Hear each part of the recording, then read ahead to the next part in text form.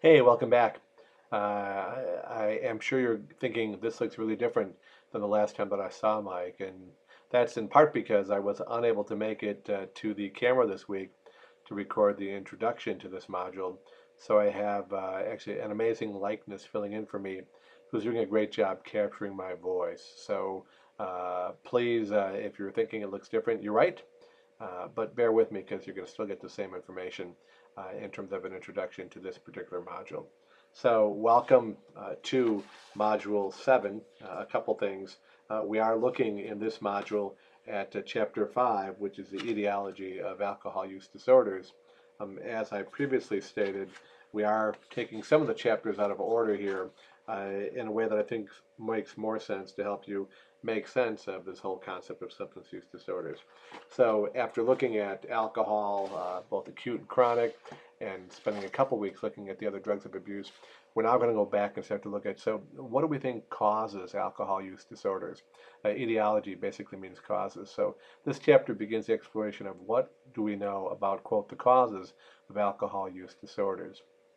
As you complete the readings of this chapter and look at the additional materials, part of what you're going to find is that there's a variety of factors that appear to be related to the incidence or the prevalence, the development of alcohol use and substance use disorders.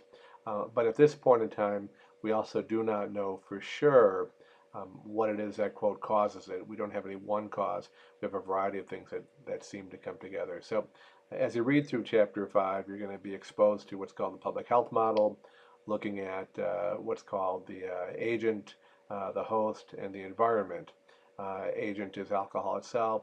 Host are the things about individuals who experience alcohol use disorders, both from a genetic and a personality and or psychological perspective, and then also looking at environmental and cultural issues, cultural factors that may influence the development of this disorder. In addition to taking a look at that, there's also a number of other approaches, theories of alcohol use disorder that you'll be exposed to as well. The supplemental materials in this chapter also then expand a little bit further.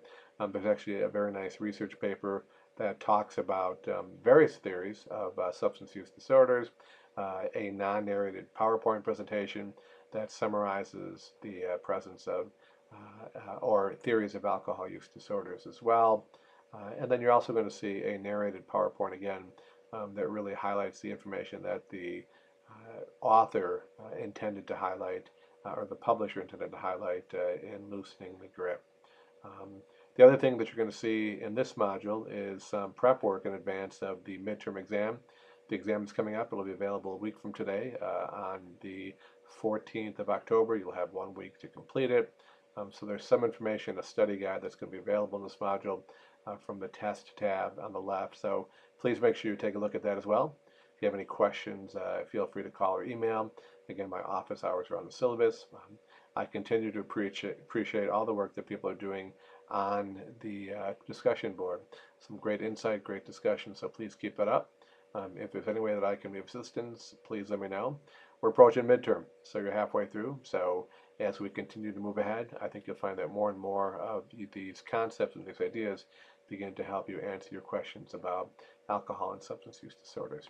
So looking forward, hopefully you'll see me again next week. But thanks for your continued work and track me down should you need to.